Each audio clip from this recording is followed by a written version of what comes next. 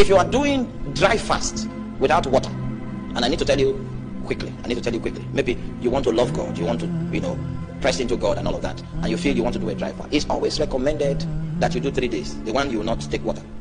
The 3 days is a recommendation for that. And just in case after 3 days you feel overwhelmed by the presence of God and you intend to continue, you are allowed to continue, but your limit for a dry fast without water should be 7 days. If you are going beyond 7 days, it is recommended that you begin to take water. In my own opinion, if you do a 3-day fast, the power of a 3-day fast is enormous. Most of you don't know the kind of fast that what's her name, Esther, the dry fast that Esther did. How long was it? It shook the government and tilted things in her favor. Just 3 days dry fast.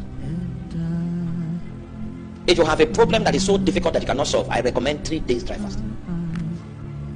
That's one of the easiest ways to move the hand of God. You must have a very good reason to go beyond 3 days, and the good reason is that God told you. If you are not directed by God, we have other modes of fasting that you can do, not dry. You don't know how many people we have dealt with in this place that their situation was occasioned by unguided fasting. Fasting doesn't give you a miracle. Fasting doesn't change God. Fasting actually changes you. It's a facility by which you can yield, you can adjust, you can find alignment through the sensitivity that is in your spirit. So the recommendation is, if there's a serious challenge, the prescription is 3 days dry fast.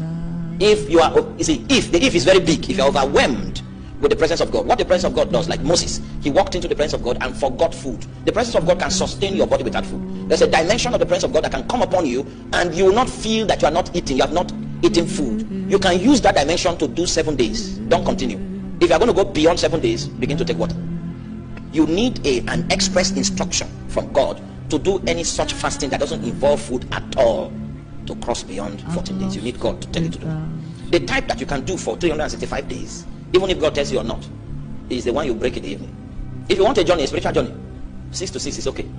Go for 70 days. You don't need to tell me. People in Somalia, that's the way they eat. They only eat in the evening. The nation is so poor that you have to gather your resources and prepare for one meal.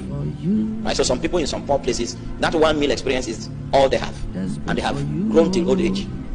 All right.